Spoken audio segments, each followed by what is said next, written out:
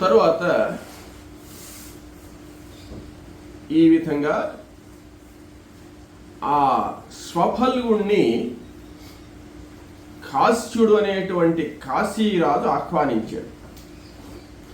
ఆహ్వానించిన తర్వాత ఆయన కాశీనగరానికి బయలుదేరాడు.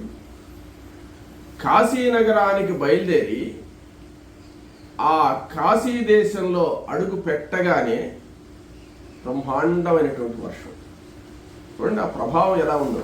మళ్ళీ కాశీలో విశ్వేశ్వరుడు ఉన్నాడు కదా, విశ్వేశ్వరుడు ఉన్నప్పటికీ కూడా, ఇక్కడ ద్వారకానగరంలో కృష్ణుడు ఉన్నప్పటికీ కూడా ఆ ఫలితం అనేటువంటిది వాళ్ళు తన భక్తులకే ఇస్తారు. ఆ ప్రభావం అనేటువంటిది తన భక్తులకే రావాలి అని కోరుకుంటారు. అక్కడ కాశీ విశ్వనాథుడు వర్షం కురిపించలేక కాదు, ఇక్కడ ద్వారకలో కృష్ణ పరమాత్మ వర్షం కురిపించలేక కాదు, కానీ తపస్సు చేసినటువంటి వాళ్లకు ఆ ప్రభావాన్ని కలిగించాలి అనేటువంటిది భగవంతుడి యొక్క నిర్ణయం. అందుకే కదా అన్ని విషయాలు కృష్ణుడు చెప్పగలిసి కూడా భీష్ముడి ద్వారానే ధర్మరాజుకు చెప్పించాడు, కానీ కృష్ణుడు చెప్పలేదు. అదేవిధంగా ఇక్కడ ఈ స్వఫల్గుడు అడుగు పెట్టంగానే కుంభవృష్టి కురిసేసింది. అవి ఆయన తీసుకెళ్ళాడు, సగౌరవంగా బహుమానాలన్నీ ఇచ్చాడు. బహుమానాలన్నీ ఇచ్చి, ఈయన బహుమానాల కోసం పోలేదు, ఎక్కడికి పోయినా ఈయన తపశ్శక్తి వల్ల అక్కడ దుర్భిక్షం నశిస్తుంది కాబట్టి వెళ్ళాడు. వాళ్ళందరూ చాలా సంతోషపడ్డారు. ఒకానొక సభా మండపంలో ఆయన చాలా రోజులు ఉన్నాడు అక్కడ. ఆ సభా మండపంలో కూర్చొని పెట్టి ఒకసారి ఈయనకు ఏమి బహుమానం ఇయ్యాలా, మన ప్రజలందరినీ బ్రతికించిన వాడు కదా ఈయనకి ఏమిస్తే రుణం తీరుతుంది, ఈయన ఏ విధంగా గౌరవించగలం, మనం ఏ విధంగా సత్కరించగలము అని చెప్పి కాశ్యుడు అనుకుంటున్నాడు. అయితే ఆ కాశ్యుడికి అందాల రాశి అయినటువంటి ఒక కూతురుంది. ఆమె పేరు గాంధిని. గాంధిని అనేటువంటి కూతురు. ఆ బిడ్డను ఈ స్వఫల్గుడికి ఇవ్వాలి అనుకున్నాడు భార్యగా. అయితే ఈ స్వఫల్గుడు ఎంత ప్రభావశాలో తెలుసు కదా, ఎంతో ప్రభావం ఉండేవాడు కదా. ఆయన్ను వివాహం చేసుకునే ఆమె కూడా ప్రభావవంతురాలై ఉండాలి కదా. ఆ గాంధిని ఎంత గొప్పదో తెలుసా? గాంధిని యొక్క కథ తెలుసుకుందాం. అంటే ఇప్పుడు యుక్త వయస్కురాలై ఉంది, ఈ స్వఫల్గుడికి ఇవ్వబోతున్నాడు. అయితే ఈ గాంధిని పుట్టక ముందు ఏం జరిగిందో తెలుసుకుందాం, ఎలా పుట్టింది ఈ గాంధిని అని చెప్పి. ఈయన కాశీరాజు వివాహం చేసుకున్న తర్వాత కొన్ని రోజులకు ఆ రాణికి గర్భం వచ్చింది. గర్భం వచ్చిన తర్వాత నెలలు నిండిపోయినాయి. అంటే 9 నెలలు పూర్తయింది. 9 నెలలు పూర్తయినా కూడా ఆ కాశ్యుని యొక్క భార్య ప్రసవించలేదు. ప్రసవించకపోయేటోటికి ఈయన ఆలోచిస్తున్నాడు, ఏందబ్బా 9 నెలలు నిండిపోయినాయి, 10వ నెల కూడా వచ్చిందే, ఇంకా ప్రసవించలేదేని. వైద్యుల్ని పిలిపించినా, ఎవరిని పిలిపించినా ఎవరు ఏం చెప్పలేకుండా ఉన్నారు. సరే కానీ జరగని అనుకున్నా. సంవత్సరం అయిపోయింది, 2 సంవత్సరాలు అయిపోయింది, 3 సంవత్సరాలు అయిపోయింది, 4 సంవత్సరాలు అయిపోయింది, 12 సంవత్సరాలు అయిపోయింది. 12 సంవత్సరాలైనా కూడా ఈమె గర్భంలో నుంచి బిడ్డ బయటికి రాలేదు. అప్పుడు ఈ రాజు కూడా గొప్ప తపశ్శక్తి సంపన్నుడే. ఈయన కూడా ఈయనేం చేశాడంటే దివ్య దృష్టితో, తన తపో దృష్టితో చూశాడు. చూస్తే భార్య గర్భంలో ఒక ఆడపిల్ల ఉన్నది. అప్పుడు ఈయన తపో దృష్టితో చూసినటువంటి వాడై ఆ బిడ్డను ప్రార్థించాడు. ఏమని? అమ్మా, ఎన్ని రోజులు నువ్వు ఈ గర్భవాసంలో ఉంటావు, గర్భవాసం చేస్తావు, నువ్వు త్వరగా బయటకు వచ్చేసేసి తల్లికి ఆనందాన్ని కలిగించు, మాకందరికీ ఆనందాన్ని కలిగించు అని చెప్పి ఆ బిడ్డను ప్రార్థించాడు. అప్పుడు ఆ బిడ్డ చెప్పింది, నాన్న ఇప్పుడే రాను నేను బయటికి, ఈ రోజు మొదలుకొని ప్రతిరోజు ఒక గోదానం చేయను. అట్లా ఎన్ని రోజులు చేయాలంటే 3 సంవత్సరాలు చేయి. 3 సంవత్సరాల పాటు ప్రతిరోజు నువ్వు ఒక్క గోదానంగాని ఆచరిస్తూ ఉంటే 3 సంవత్సరముల తరువాత నేను ఈ గర్భంలో నుంచి బయటకు వస్తాను అని చెప్పిందట. సరే, ఆయన ఏం చేశాడంటే ఆ రోజే మొదలుపెట్టి గోదానం మొదలుపెట్టాడు. ఎట్లంటే ప్రతిరోజు ఒక వేదం చదువుకున్న బ్రాహ్మణుని పిలిచేది. ఆయన రాజుగారు కాబట్టి ఇంక వేద పండితులకు కొరవే ఉంటుంది. వచ్చిన తర్వాత ఆయన అర్ఘ్యపాద్యాదితులు పూజించి గోవును తీసుకుని వచ్చి ఆ గోవును అన్ని విధాలా పూజించి ఆ గోవును ఎన్ని విధాలైతే గోదానంలో శాస్త్ర ప్రకారం చెప్పబడి ఉన్నదో అవన్నీ కూడా ఆచరించి ఆ బ్రాహ్మణుడికి దానం చేసేది. సరే, మళ్ళీ రెండవ రోజు ఇంకొక బ్రాహ్మణుడిని పిలిచేది, ఇంకో బ్రాహ్మణుడిని గోదానం చేసేది. ఇట్లా ప్రతిరోజు చేస్తున్నాడు. అంటే 3 సంవత్సరాలు వేరే వేరే బ్రాహ్మణులు చెయ్యాలనేదేం లేదు. ఒక బ్రాహ్మణుడికే 10 సార్లు ఏం చేయొచ్చు.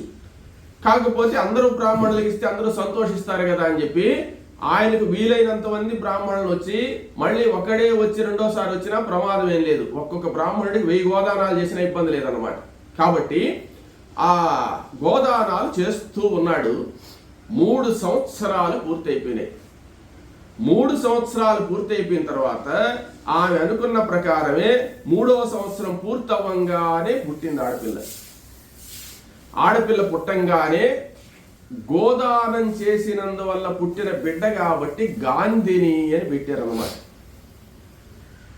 గాం అంటే ఆవు అన్నమాట. గోదానం వల్ల పుట్టింది కాబట్టి గాంధిని అని పెట్టుకున్నారు వాళ్ళు. ఆ బిడ్డ పెరిగి పెద్దదయ్యి యుక్త వయస్సులో ఉంది. ఇప్పుడు ఆమె యుక్త వయస్సులో ఉన్నప్పుడు ఇక్కడ కరువు కాటకాలు వచ్చాయి. కరువు కాటకాలు వస్తే అప్పుడు ఈ స్వపల్గుడిని పిలిపించారు.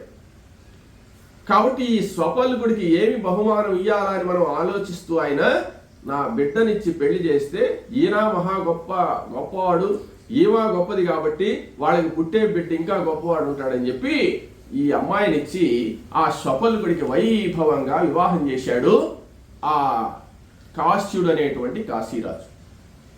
తరువాత ఆ అమ్మాయిని తీసుకుని ఈ స్వపల్గుడు వచ్చేసాడయ్యా కృష్ణ పరమాత్మ. తరువాత వాళ్ళిద్దరికి ఈ అక్రూరుడు పుట్టాడు. ఈ అక్రూరుడు సామాన్యుడా? ఏమంటే వాళ్ళ అమ్మ ఎంత గొప్పది, వాళ్ళ నాయన ఎంత గొప్పోడు, వాళ్ళిద్దరికి పుట్టినటువంటి ఈ బిడ్డ ఎంత సామాన్యుడై ఉండడు కదా. ఆ ప్రభావం, ఇద్దరి ప్రభావం ఈయనలో ఉన్నది. అందువల్ల ఈ అక్రూరుడు చేసినటువంటి యజ్ఞయాగాది క్రతువుల వల్ల ఈ దేశం సుభిక్షంగా ఉండింది. కాబట్టి అక్రూరుడిని పిలిపిస్తే అక్రూరుడు మరలా మన ద్వారకా నగరానికి కానీ వస్తే మళ్ళీ వర్షాలు కురుస్తాయి అన్నాడు అని ఆ పెద్ద ఆయన చెప్పాడు. బాగానే ఉంది. వాళ్ళు మళ్ళీ ఏం చెప్పాడంటే పెద్ద ఆయన, ఆ అక్రూరుడు ఏదన్నా చిన్న చిన్న పొరపాట్లు చేసి ఉంటే క్షమించి అవన్నీ పట్టించుకోకుండా తీసుకురండి అన్నాడు. సరే, సలహా బాగానే ఉంది. కృష్ణుడు ఏమనుకున్నాడంటే వీళ్ళు కొట్టుకొని ఉంటారు, వీళ్ళు మళ్ళీ వాళ్ళు ఏమన్నా చేయొచ్చు కదా. ఇప్పుడు భోజుల వంశంలో పుట్టిన వాళ్ళు భయపడి కదా వెళ్ళిపోయి ఉన్నారు. ఇప్పుడు అక్రూరుణ్ణి కానీ పిలిపిస్తే మళ్ళీ పాత పగ పెట్టుకొని వాళ్ళు వచ్చిన తర్వాత వీళ్ళలో ఎవరన్నా చంపేస్తే అప్పుడు మళ్ళీ గొడవలు అవుతాయి కదా. దీనికి తీర్మానం ఎట్లా అని చెప్పి ఆలోచించి అందరినీ పిలిపించాడు అనమాట. అందరినీ పిలిపించి మేము అక్రూరాదులను మళ్ళా ఇక్కడికి ఆహ్వానిస్తున్నాము, మీరు వాళ్ళతో గొడవలు పెట్టుకోకూడదు, అందరూ కలిసిమెలిసి ఉండాలా. వాళ్ళు ఒకవేళ వాళ్ళ మనిషి మీ మనిషిని సంహరించాడు నిజమే, వాళ్ళు మీకు భయపడి వెళ్ళిపోయినా మనకు దుర్భిక్షం వచ్చింది, మళ్ళీ వాళ్ళు వస్తే సస్యశ్యామలం అవుతుంది. ప్రజాక్షేమం కోసంగా మనం ఈ పని చేస్తున్నాం కాబట్టి మళ్ళీ మీరు వైరాలు పెట్టుకోకూడదు అని వీళ్ళ దగ్గర మాట తీసుకుని వాళ్ళు కూడా ఒప్పుకున్నారు. దేశక్షేమం కోసం కదా మేము వాళ్ళని ఏం చేయలే అన్నారు. చెప్పిన తర్వాత ఈ పెద్దవాళ్ళందరినీ, బలరాముడిని వాళ్ళ కుల పెద్దలందరినీ కూడా అడిగి సరే తీసుకోరండి అని చెప్పారనమాట.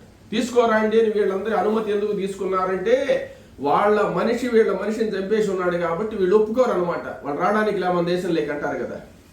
కాబట్టి వీళ్ళందరూ ఒప్పుకున్న తర్వాత గౌరవంగా అక్రూరుణ్ణి తీసుకురావడానికిగా అందరూ బయలుదేరారు, పెద్ద పెద్ద వాళ్ళందరూ. కృష్ణుడు అనుకుంటున్నాడు మనసులో, అక్రూరుడు ఉన్నందువల్ల వర్షాలు కురుస్తున్నాయి, దుర్భిక్షం అది ఏమీ లేదని అంటున్నారు కదా, కానీ అది కాదు కారణము, అక్రూరుడి దగ్గర ఉండేటువంటి శమంతకమణి కారణము అనుకుంటున్నాడు కృష్ణుడు. కానీ బయటికి ఎవరికి చెప్పలే. శమంతకమణి అక్రూరుడి దగ్గర ఉన్నందువల్ల అక్రూరుడికి అంత ప్రభావం వచ్చింది, కానీ లేకపోతే అక్రూరుడు ఇంతకు ముందు కూడా ఉన్నాడు కదా, ఆ ప్రభావం ఎక్కడుంది? కాబట్టి అది కాదు కారణం, శమంతకమణి ప్రభావం అని చెప్పి కృష్ణుడికి తెలుసు అన్నమాట. సరే, అవన్నీ చెప్పడం దేనికి లేని ఆయన పిలుచుకోరాండి అన్నాడు. ఆమె రథాలు తీసుకొని పోయి వాళ్ళు ఎక్కడున్నారో తెలుసుకొని, వాళ్ళు వీళ్ళు పోతుంటే వాళ్ళకి ఇంకా భయం అనమాట, ఏమంటే వీళ్ళు చంపడానికి వస్తున్నారేమోనని. అట్లా కాదని చెప్పి ముందుగా తెలిసిన వాళ్ళ ద్వారా పంపించి సగౌరవంగా ఒక మంచి రోజు చూసి అక్రూరాదులందరినీ కూడా, వాళ్ళ సభ్యులందరినీ, వాళ్ళు ఎంతమంది వెళ్ళారో 200 మంది వెళ్ళిపోయి ఉన్నారు కదా, వాళ్ళు ఎంతమంది వెళితే అంతమందిని కూడా సగౌరవంగా ద్వారకా నగరంలోకి తీసుకుని వచ్చి మరలా మీ ప్రక్రియ మీరు ఆచరించుకోండి అని చెప్పారు. మరలా అక్రూరుడు యథాప్రకారం యజ్ఞం మొదలు పెట్టాడు, దీక్ష తీసుకుని. సరే, జరుగుతూ ఉంది. కృష్ణ పరమాత్మకు మాత్రం ఆ సందేహం ఉంది. ఏమంటే, ఈయన దగ్గర శమంతకమణి ఉంది, ఇక్కడ బలరాముడు ఏమంటే ఎంత చెప్పినా ఎవరు చెప్పినా ఈ శమంతకమణి ఏమైంది నేను అర్థం కావడం లే, ఇది కృష్ణుడే అపహరించి ఉన్నాడు, దాచిపెట్టేసి ఉన్నాడని ఈయనకు అనుమానం అనమాట.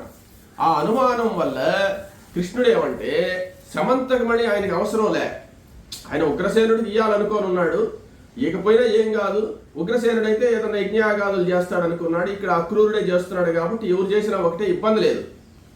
కానీ ఇది ఏమైంది అనేటువంటి విషయం వీళ్ళలో ఒక అనుమానం ఉంది కాబట్టి ఈ అనుమానాన్ని తీర్చాలా అని చెప్పి అనుకున్నాడు. అనుకొని ఒకరోజు అందరినీ సమావేశపరిచాడు కృష్ణుడు.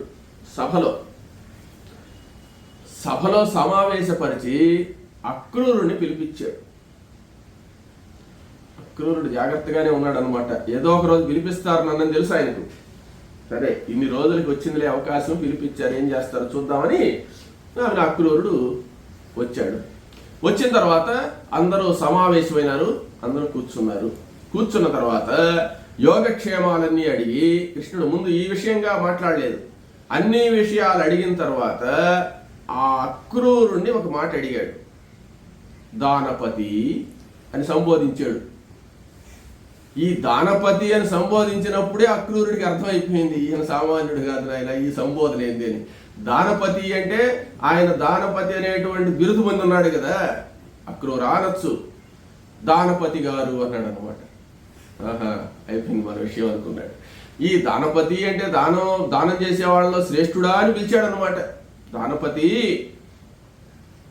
నువ్వు ఆ శమంతకమణిని ఎక్కడ పెట్టావో చెప్పు నాయన అన్నాడు.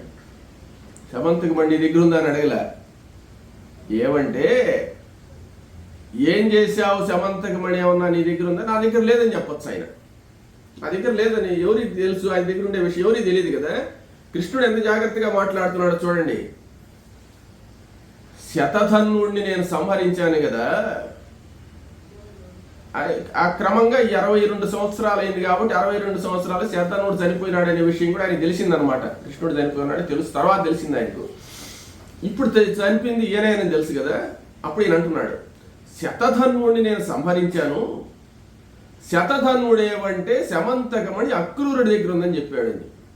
అసలు ఆయన మాట్లాడలే శతధన్వుడు ఏ విషయం చెప్పలే, చంపేస్తున్నారు. ఈయన తప్పించుకుంటాడని ఈయనకు తెలుసు కాబట్టి శతధన్వుడు ఏమంటే నీకు ఇచ్చానని చెప్పాడు, ఆ మణిని ఎక్కడ పెట్టావు నాయన అని అడిగాడు అనమాట. నీ దగ్గర ఉందా, నువ్వేమన్నా తీసుకున్నావా అవన్నీ ఏం అడగల, నీ దగ్గర ఉంది ఆయన చెప్పాడు నాకని చెప్పాడు అనమాట. శతధన్వుడు ఈయనకి అసలు చెప్పలే. చెప్పిన తర్వాత దాన్ని భద్రపరిచి ఉన్నావు నువ్వు, ఇప్పుడు కాదు 62 సంవత్సరాల క్రితమే తెలుసు నీ దగ్గర ఆ మణి ఉంది అని చెప్పి. శతధన్వుడు చనిపోయి 62 ఏళ్ళు అయిపోయింది కదా, 62 ఏళ్ళు ఇంకా కూడా జాస్తి అయిపోయింది, ఇంకా కరువు కాటకాలకి ఇంకో 10 ఏళ్ళు కూడా జరిగింది కదా, 60-70 ఏళ్ల క్రితమే తెలుసు నాకు. అయితే నిన్ను ఎందుకు అడగలేదంటే ఇన్ని రోజుల నుంచి ప్రశ్నించకుండా ఇప్పుడు ఎందుకు ప్రశ్నిస్తావు అంటావేమో. నువ్వు మంచి పనులు చేస్తున్నావు, నువ్వు యజ్ఞయాగాది క్రతువులు చేస్తున్నావు, యజ్ఞయాగాది క్రతువులు చేసినంత దేశం అంతా సస్యశ్యామలంగా ఉంది, నువ్వు మంచికి ఉపయోగపెడుతున్నావు కాబట్టి నేను దాని గురించి నిన్ను ప్రస్తావన చేయలేదు. అయితే ఇప్పుడు కూడా నేను యజ్ఞయాగాది క్రతువులే చేస్తున్నాను కదా, ఇప్పుడు పిలిపించి ఎందుకు అడుగుతున్నావు అంటావేమో. ఇది ఎందుకు అని చెప్పంటే ఈ ప్రశ్న ఎందుకు వేశానంటే మా అన్నకు సత్యభామకు వీళ్ళందరికీ అనుమానంగా ఉంది. ఏమంటే మా అన్న ఎన్ని చెప్పినా నా దగ్గర ఉంది సమంతకి మణి అనుకుంటున్నాడు, సత్యభామ కూడా అదే అనుకుంటుంది. కాబట్టి వీళ్ళ అనుమానం తీరేదానిగా నువ్వు ఆ సమంతక మణిని గారు ఒక్కసారి చూపించేస్తే వీళ్ళ అనుమానాలు తీరిపోతాయి అని చెప్పి అన్నాడు. అనేటోటికి అప్పుడు ఆయన అన్నాడు, కృష్ణ నా దగ్గరే ఉంది సమంతక మణి, కానీ నువ్వు ఎప్పుడు అడిగితే అప్పుడు ఇవ్వాలని చెప్పి నేను అనుకుంటున్నాను. ప్రతిరోజు ఎదురు చూస్తున్నాను నేను, ఏ రోజు కృష్ణుడు అడుగుతాడా, ఏ రోజు ఇచ్చేస్తామని. కానీ ఈ 60-70 సంవత్సరాల నుంచి నువ్వు నా దగ్గరికి రాలేదు, నేను నీ దగ్గరికి వచ్చా, నువ్వు ప్రస్తాపన చేయలేదు అని చెప్పి అడిగాడు. అప్పుడు ఆయన ఏమంటున్నాడంటే అది కూడా కాదు, ఇప్పుడు కూడా నిన్నేం అడగను నేను, నువ్వు మంచి పనులు చేస్తున్నావు, మంచి పనికి ఉపయోగించడానికే కదా ఒక వస్తువు ఉండేది, ఇప్పుడు కూడా మా అన్న అనుమానం తీర్చేదానికి అడిగాను అని చెప్పి అన్నాడు. అలాగే అని చెప్పి సభా మండపంలో అందరికీ నమస్కారం చేసి అక్రూరుడు సమంతకమణిని చూపిస్తున్నాడు వీళ్ళకు. ఎలా చూపిస్తున్నాడో తెలుసా? అక్కడేమి లేదు, ఏం చేయాలి, ఆయన ఒత్త చేతులతో వచ్చాడు అనమాట. అయితే ఆ సమంతకమణి ఎట్టుంటుంది, ఏంది, ఎలా చూపిస్తున్నాడంటే అప్పుడు ఆయన వస్త్రం కట్టుకొని ఉన్నాడు కదా, ఆ వస్త్రంలో ముడేసి పెట్టుకున్నాడు అనమాట. కుంకుముడిలో కట్టుకుంటారు కదా డబ్బులు, అలా కట్టుకొని ఉంటే అది చిన్న బంగారు పెట్టుంది. ఆ పెట్టెను మన బంగారు అంగట్లో వస్తువులు కొన్నప్పుడు ఉంగరం కానీ కమ్మలు కానీ కొంటే చిన్న పెట్టెలో పెట్టిస్తారు కదా, అటువంటిది బంగారు పెట్టె. ఆ బంగారు పెట్టెలో పెట్టి మణిని ఆయన కట్టేసుకున్నాడు ఆ వస్త్రంలో. కృష్ణుడు అడగంగానే ఆ వస్త్రం ముడి విప్పాడు. ముడి విప్పంగానే బంగారు చిన్న భరిణ వచ్చిందనమాట. అప్పుడు ఆ భరిణ మూత తీసాడు. మూత తీస్తే దాంట్లో ఉండేటువంటి సమంతక మణి ప్రభావం వల్ల, వెలుగు వల్ల ఆ సభామంటపంతో వెలిగిపోతుంది అనమాట. అంత ప్రకాశం ఉంది. ఆ చిన్న మణి, అది ఇంత పెద్ద మణేం కాదు సమంతక మణి అంటే. అంత ప్రభావం ఉండేటువంటి ఆ బంగారు భరిణలో ఉండేటువంటి ఆ మణిని అందరికీ చూపిస్తూ కృష్ణ పరమాత్మ చేతికిచ్చి నమస్కారం చేశాడు. చేసిన తర్వాత అందరూ చూశారు ఆ సమంతక మణిని. ఆ సమంతక మణిని చూడంగానే ఒక్కొక్కరికి ఒక్కొక్క ఆలోచన అన్నమాట. ఎవరికి ఏ ఆలోచనలు వచ్చాయంటే బలరాముడు అనుకుంటున్నాడు ఇది ఉమ్మడిది కదా అనుకుంటున్నాడు. అంటే ఇది కృష్ణుడిది కాదు, నాది కాదు, ఇది ఉమ్మడికి పోతుందేమో, వాడికి సగం నాకు సగం కదా, అది నాకే వస్తే బాగుండే అన్నట్టుగా అనుకుంటున్నాడు ఆయన. అయినా మా కృష్ణుడు ఒప్పుకోడు కదా, ఇది ఉమ్మడి ఆస్తి కిందకు వస్తుంది అని ఆలోచిస్తున్నాడు. సత్యభావం అనుకుంటుంది అసలు ఈ సమంతక మణితో వీళ్ళకేం సంబంధం, మా నాయన సంపాదించింది అది, మా నాయన సంపాదిస్తే మా పెదనాయన పోగొట్టుకున్నాడు, మళ్ళా మా ఇంటి ఆయన తీసుకోపోయి దాన్ని సంపాదించి తీసుకొచ్చి ఇస్తే మా నాయన మా భర్తకి ఇచ్చేస్తే మళ్ళీ మా భర్త అయినటువంటి కృష్ణుడు వద్దని చెప్పి మా నాయనకే ఇచ్చేసాడు. కాబట్టి ఆ మణి ఎవరిది? మా నాయనది. కాబట్టి మా నాయనకు ఉండేటువంటి కూతురు నేను కదా, అది నాకు సొంతము అని సత్యభావం అనుకుంది. ఈ ప్రజలు ఉన్నారు చూడు, వీళ్ళందరూ కూడా మన ఇంట్లో కానీ ఉంటే బాగుండేది, రోజు 8 బారులు బంగారం వస్తుంది కదా, అదే మామూలు మణి కాదు, బంగారం అభివృద్ధి ఎంత కావాలంటే అంత వస్తుంది కదా, అష్టైశ్వర్య సంపన్నులు అవుతాం కదా.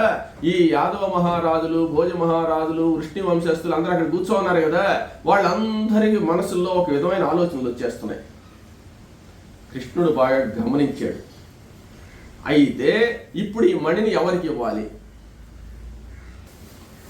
ఆలోచించాడు బాగా కృష్ణుడు. సత్యభామకి ఇచ్చిన బలరాముడు ఒప్పుకోడు, బలరాముడికి ఇస్తే సత్యభామ ఒప్పుకోదు. ఇంకా యాదవ రాజులందరూ కూడా దీని మీద మమకారాన్ని పెంచుకుంటున్నారు కాబట్టి ఒక మాట చెప్పాడు, అక్రూరా, నిన్ను నేను యొక్క శమంతకమణి అడిగింది కేవలం చూసేదానికేను. అది భగవంతుడి అనుగ్రహం వల్ల అది నీకే లభించింది. నేను మనస్ఫూర్తిగా అది నీకే ఇస్తున్నాను అన్నాడు. నీ దగ్గరే పెట్టుకోదాన్ని అన్నాడు. అంటే కారణం చెప్తున్నాడు. ఎందువల్లంటే వీళ్ళు ఎవ్వరి దగ్గర కూడా ఈ యొక్క శమంతకమణి ఉండేదానికి అర్హులు కారు వీళ్ళు. అంటే నేను కూడా అర్హుడిని కానని చెప్పాడు ఆయన.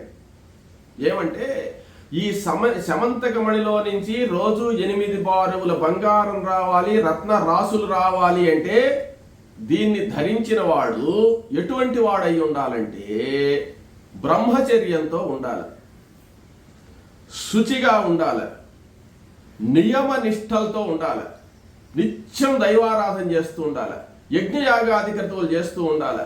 ఇటువంటి బ్రహ్మచర్య దీక్షతో ఉండేవాడికే ఈ శమంతకమణి ఫలితాన్ని ఇస్తుంది. కాబట్టి అంత నియమ నిష్టలు నా వల్ల కాదన్నాడు ఆయన. ఎవరు? కృష్ణ పరమాత్మ. అంత నియమ నిష్టలు మేము ఉండలేము, మా అన్నగారు ఉండలేడు, సత్యభామ ఉండలేదు, ఇక్కడ ఉండే రాజులు ఎవ్వరు కూడా నీ అంత నియమనిష్టతో ఉండేటువంటి వాళ్ళు లేరు. కాబట్టి ఇంత పవిత్రమైనటువంటి ఈ శమంతకమణిని నీ వద్దే ఉంచుకుంటే నీ ద్వారా అందరికీ కూడా క్షేమం కలుగుతుంది. కాబట్టి ఈ శమంతకమణిని నీకే ఇస్తున్నాను, నువ్వే ధరించు అని కృష్ణ పరమాత్మ తన చేతితో ఆ బంగారు భరిణ అక్రూరుడి చేతిలో పెట్టాడు. చూడండి, యజ్ఞో వై విష్ణు, అది ఎక్కడి నుంచి లభించింది? సూర్య భగవానుడి దగ్గర నుంచి లభించింది. దాన్ని సద్వినియోగం చేసినందువల్ల అక్రూరుడు, ఆ భగవంతుడు సంతోషపడి ఆ ఐశ్వర్యాన్ని ఇచ్చేటువంటి శమంతకమణిని ఈయన చేసినటువంటి యజ్ఞయాగాది క్రతువుల వల్ల సంతోషపడినటువంటి శ్రీమన్నారాయణమూర్తి, ఆయనే కదా భగవంతుడు, ఆయన ఆ మధ్యలో పెట్టి వీళ్ళందరినీ పరీక్షించాడనమాట. ఎవరి మనసులు ఎలా ఉన్నాయి అని చెప్పి. ఎవరి మనసులు అంటే వీళ్ళు దాని సంపాదన మీద ఆలోచిస్తున్నారే కానీ దాని సద్వినియోగాన్ని గురించి ఆలోచించడం లే. అక్రూరుడు మాత్రం స్వార్థంతో చేయలేదు. దాని ద్వారా వచ్చినటువంటి ఐశ్వర్యాన్ని మొత్తం సద్వినియోగం చేస్తున్నాడు. భగవంతుడికి ఏంటంటే వినియోగం చేయడమే. త్యాగాయ సంపృతార్థానం, సంపాదించినటువంటి దాన్ని త్యాగంతో, త్యాగబుద్ధితో సత్కర్మలకు వినియోగించాలి. సత్కర్మలకు వినియోగించే వాడికి ఐశ్వర్యం లభిస్తుంది. కాబట్టి ఇది అక్రూరుడి దగ్గరే ఉండాలి. అక్రూరుడి దగ్గరే ఉండాలి అంటే అక్రూరుడి యొక్క తండ్రి ఎంత గొప్పవాడు, అక్రూరుడి యొక్క తల్లి ఎంత గొప్పది, అటువంటి దంపతులకు పుట్టిన బిడ్డ ఎంత గొప్పవాడు. ఇంత గొప్ప కార్యక్రమాలు దేవతా సంబంధమైనటువంటి అనుగ్రహాన్ని పొందినటువంటి ఈ కుటుంబంలో ఉండాల్సిందే గాని కొరవ కుటుంబాలకు అంత అనుగ్రహం లేదు, భగవద్ అనుగ్రహము. వీళ్ళు స్వార్థపరులు కొంత. కాబట్టి అది తప్పకుండా నీకే లభించాలి అని చెప్పి ఆ కృష్ణ పరమాత్మ మనస్ఫూర్తిగా ఆ శమంతకమణిని అక్రూరుడికి ఇచ్చాట. అప్పుడు అక్రూరుడు ఆ భగవంతుడి చేతి గుండా ఆ ప్రసాదాన్ని తీసుకుని నిర్భయంగా ధరించాట. అంటే అప్పుడు దాకా ధరించలే. ఏమంటే ఎవరన్నా చూస్తే గుర్తుపట్టి మళ్ళీ కృష్ణుడు చెప్తాడంటే భయపడుతున్నాడు. ఇప్పుడు కృష్ణుడే ఇచ్చాడు కాబట్టి నిర్భయంగా ధరించాడు. ధరిస్తే ఎలా ఉన్నాడు అక్రూరుడు అంటే దివ్య తేజస్సుతో వెలిగిపోతున్నాడు. ఆ శమంతకమణిని ధరించి సూర్యనారాయణుడు ప్రత్యక్షమైనప్పుడు సత్రాజిత్తుకు సూర్యుడే కనపడలే. అసలు అటువంటి మణిని నువ్వు కనపడడం లేదయ్యా అంటే అప్పుడు సూర్యుడు తీసి సత్రాజిత్తు మెడలో వేశాడు. సత్రాజిత్తు ధరిస్తే సత్రాజిత్తు ద్వారకానగరం లేకి వస్తుంటే ఆయన సత్రాజిత్తే కనపడలే ఎవరికి ఆ వెలుగులో. ఇప్పుడు అక్రూరుడి పరిస్థితి కూడా అలా ఉన్నది. అక్రూరుడు ధరిస్తే అక్రూరుడు సూర్యనారాయణుడి మాదిరి ప్రకాశిస్తున్నాడు దివ్య తేజస్సుతో. ఆ తేజస్సు, ఆ ఫలితం ఎలా వచ్చింది ఆ మహానుభావుడికి? కృష్ణానుగ్రహంతో వచ్చింది. కృష్ణానుగ్రహంతో వచ్చింది అంటే ఇది గుర్తుపెట్టుకోండి, మన సంపదను సద్వినియోగం చేసినప్పుడు భగవంతుడు ఎక్కడ ఉన్నా మనల్ని పిలుచుకొని వచ్చి, అక్రూరుడు ఊళ్ళోనే లేకుండా వెళ్ళిపోయినాడు కదా, వెళ్ళిపోయినా ఆ భగవంతుడి యజ్ఞయాగాది క్రతువుల యొక్క ప్రభావం ఫలితం వల్ల మరలా అక్రూరుని గౌరవించి తీసుకువచ్చి ఆ శమంతకమణిని అందరి సమక్షంలో సమర్పించాడు, ఇచ్చాడు. అంటే ఇంతకంటే అక్రూరుడి జన్మ సార్థకం కావడానికి ఇంకేం కావాలి? ఇంతకంటే ఆయనకి ఐశ్వర్యం ఏం కావాలి? కాబట్టి అటువంటి ఐశ్వర్యాన్ని భగవంతుడి ద్వారా, శ్రీకృష్ణ పరమాత్మ ద్వారా పొంది ఆ యొక్క అక్రూరుడు పరమానంద భరితుడై నిర్భయంగా ఆ మణిని ధరించి బాహాటంగా సంచరిస్తున్నాడు అనమాట. ఇంకా ఆయనకి భయమే లేదు. అటువంటి ఈ యొక్క శమంతక మణిని ఈ అక్రూరుడికి ఇచ్చినందువల్ల బలరాముడు సంతోషపడ్డాడు. సంతోషపడక చేసేదేమీ లేదు, సంతోషపడ్డాడు. సత్యభామ సంతోషపడింది, కృష్ణ పరమాత్మ సంతోషపడ్డాడు. అయితే కృష్ణుడు ఒక మాట చెప్పాడు, అక్రూరా, ఈ శమంతకమణి అయితే నీది కాదు. శమంతకమణి మీద పరిపూర్ణ అధికారం ఉండేది నాకు, సత్యభామకు, బలరాముడికి. మాకు ముగ్గురికే దీని మీద అధికారం. నీకు ఇక్కడ సభలో ఉండే ఎవరికి అధికారం లేదు దీని మీద. మేము ముగ్గురము, నా మాట మా అన్న కాదండు, నా భార్య కాదందు. కాబట్టి మేము ముగ్గురు మా ఆస్తిని, మాకు సంబంధించినటువంటి ఈ శమంతకమణి మనస్ఫూర్తిగా నీకు ఇస్తున్నాం, కాబట్టి నిన్ను ఇంకెవరూ ఏం మాట్లాడడానికి లేదు అని చెప్పి అన్నారు. దానికి బలరాముడు ఒప్పుకున్నాడు. బలరాముడు కూడా మహానుభావుడే కదా, ఇవన్నీ యజ్ఞయాగాదాలు చేస్తున్నావు అన్నా అంటే ఏమంటాడు ఆయన? ఏమండు, తమ్ముడు చెప్పిన దానికి సరే అంటుంటాడు. ఏమంటే ఆ కృష్ణుడికి అన్నీ తెలుసు కదా అని చెప్పి ఆయన తెలుసు అనమాట. కాబట్టి సత్యభామ సరే అన్నది. అందరి సమక్షంలో తీసుకొని బాహాటంగా ఈయన శమంతకమణిని ధరించి వాళ్ళందరికీ నమస్కరించి ఆ సభా మండపంలో ప్రకాశిస్తూ నిర్భయంగా సంచరిస్తున్నాడు. ఇది శమంతకమణి యొక్క వృత్తాంతం. ఈ శమంతకోపాఖ్యానం అనేటువంటిది చాలా పవిత్రమైనటువంటిది. ఈ శమంతకోపాఖ్యానాన్ని వింటే ఏమొస్తుంది అంటే, జలజనాభ మిథ్యాభిశంసన విముక్తి అయిన ఇక్కథ. జలజనాభుడు అంటే కృష్ణుడు. కృష్ణుడికి అపవాదు వచ్చి అపవాదును తొలగించుకోవడానికిగా ఈ శమంతకోపాఖ్యానం వచ్చింది. లేకపోతే కృష్ణుడికి ఏం పని, జాంబవంతుడితో యుద్ధం చేయడం, తీసుకురావడం అవసరం లేదు కదా. కాబట్టి పరమేశ్వరుడైనటువంటి ఆ కృష్ణ పరమాత్మకు వచ్చినటువంటి అపవాదును తొలగించినటువంటి ఈ కథ ఎవరైతే చదివిన, అనుదినంబు వినిన, చదివిన, ప్రతిరోజు వినిన, తలచిన, దీన్ని తలుచుకున్న సడిలేక జనులు సర్వదోషరహితులై పొందుచుందురు శుభంబు. ఎటువంటి దోషాలు ఉండవు, ఎటువంటి అపవాదులు రావు, ఎటువంటి కష్టాలు వీళ్ళకి రావు అని చెప్పి ఆ వైశంపాయనుడు జనమేజయునికి వివరించాడు. అయితే ఈ కథలో కొన్ని విశేషాలు ఉన్నాయి. ఈ శమంతకోపాఖ్యానం అనేటువంటిది కృష్ణ పరమాత్మకు ఒక అపనింద వచ్చింది, అపవాదు రావడానికి కారణం ఏమిటి అంటే, కొన్ని పురాణాల్లో ఏం చెప్తున్నారంటే, ఈ శమంతకోపాఖ్యానానికి ఆ వినాయక చవితి రోజు సవితి చంద్రుణ్ణి చూడకూడదు. వినాయక చవితి రోజు చంద్రుడిని చూడకూడదు, చూస్తే అపనింద వస్తుంది అని ఉంది. ఈయన ఏం చేశాడంటే, ఆ రోజు జాగ్రత్తగానే ఉన్నాడు. వినాయక చవితి రోజు ఆ రోజు సాయంత్రమే కదా చంద్రుడు వచ్చేది. ఆ రోజు సాయంత్రం ఏంటంటే, వీళ్ళు పాలు తీసుకొచ్చి ఇచ్చారు, వెండి గ్లాసులోనో లేకపోతే పాత్రలో. ఈయన వాళ్ళతో మాట్లాడుతూ ఆ వెండి పాత్రలో చంద్రుడి యొక్క ప్రతిబింబాన్ని చూశాడు. ప్రతిబింబాన్ని చూసినందువల్ల చంద్ర దర్శనం అయింది. చంద్ర దర్శనం కాగానే ఆయన అనుకున్నాడు, ఓహో మనకి ఏదో అపవాదు వస్తుంది ఏంటి. నీలాపనిందలు అంటారు. అపనింద అంటే ఆ నీలాపనిందలు, అవి మళ్ళీ తొలగిపోతాయి. అట్లా ఆ కారణంగా కూడా ఈ సత్రాజిత్తు ఆ శమంతకమణిని వాళ్ళ అన్నగారికి ఇవ్వడం, వాళ్ళన్న అంతకుముందు కృష్ణుడే ఈ యొక్క శమంతకమణిని అడుగుతూ ఉండడం, వాళ్ళ అన్నగారు వేటకు పోయి అక్కడ మరణించడం, ఇదంతా కథ మనం చెప్పుకున్నాం. ఈ కృష్ణుడే శమంతకమణిని అపహరించాడు అనేటువంటి అపనింద వచ్చింది ఆయనకు. తర్వాత మళ్ళీ ఈయన జాంబవంతుడితో యుద్ధం చేసి ఆ శమంతకమణిని తీసుకువచ్చి సత్రాజిత్తుకు సమర్పించేసి తన అపనిందను పోగొట్టుకున్నాడు. పోగొట్టుకున్న తర్వాత మళ్ళీ ఈ యొక్క బలరాముడు అనుమానించాడు, ఏమంటే కృష్ణుడే దాచిపెట్టుంటాడు అని. ఇవన్నీ కూడా ఆ చవితి రోజు చంద్రుణ్ణి చూసినందువల్ల, వినాయక చవితి రోజు చంద్రదర్శనం అయినందువల్ల ఆ నీలాపనిందలు వచ్చాయి. ఆ నీలాపనిందలన్నీ కూడా మరలా అవే సమిసిపోయినాయి.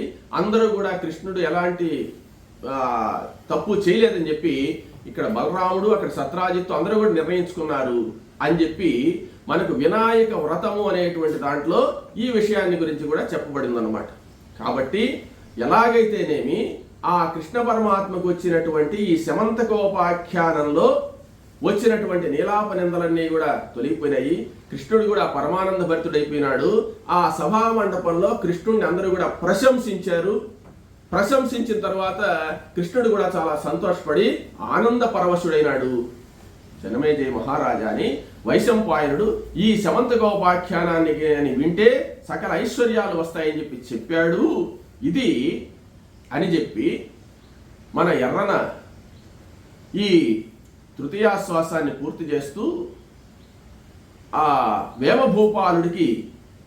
భూపాలుణ్ణి ఉద్దేశించి ఈ అంకితం ఇచ్చాడు. కాబట్టి ఆశ్వాసాంతంలో ఆయన గురించి 2 పద్యములు రచించి ఆశ్వాసాన్ని పూర్తి చేస్తున్నాడు. రామాయణ హరివంశ శ్రీమన్మధుర ప్రసంగ సిద్ధ చిరయశ సామర్థ్యకరణ నిపుణ శ్రీమల్లచమూ వరేణ్య సేవిత హృదయ సుజన భజన దుష్టస్తోమ నిర్మర్ధకామాత్యజన చతుర వృత్తి స్థాపనోద్దీపితార్థ యజనమఖ సుకర్మ ప్రాపిత భంగ కీర్తి ధ్వజ కలియుగ కృష్ణ దాన కేళి సతృష్ణ. ఇది శ్రీ శంకర స్వామి సంయమీశ్వర చరణ సరోరుహధ్యానానంద సౌందర్య ధుర్య శ్రీ సూర్య సుకవి సంభవ శంభుదాస లక్షణాభిధేయ ఎర్రయ నామధేయ ప్రణీతం వైన శ్రీ హరివంశంబున పూర్వభాగంబునందు తృతీయాశ్వాసము. స్వస్తి ప్రజాభ్య పరిపాలయంతాం న్యాయేన మార్గేణ మహిం మహిషః గోబ్రాహ్మణేభ్యః శుభమస్తు నిత్యం లోకాః సమస్తాః సుఖినో భవంతు.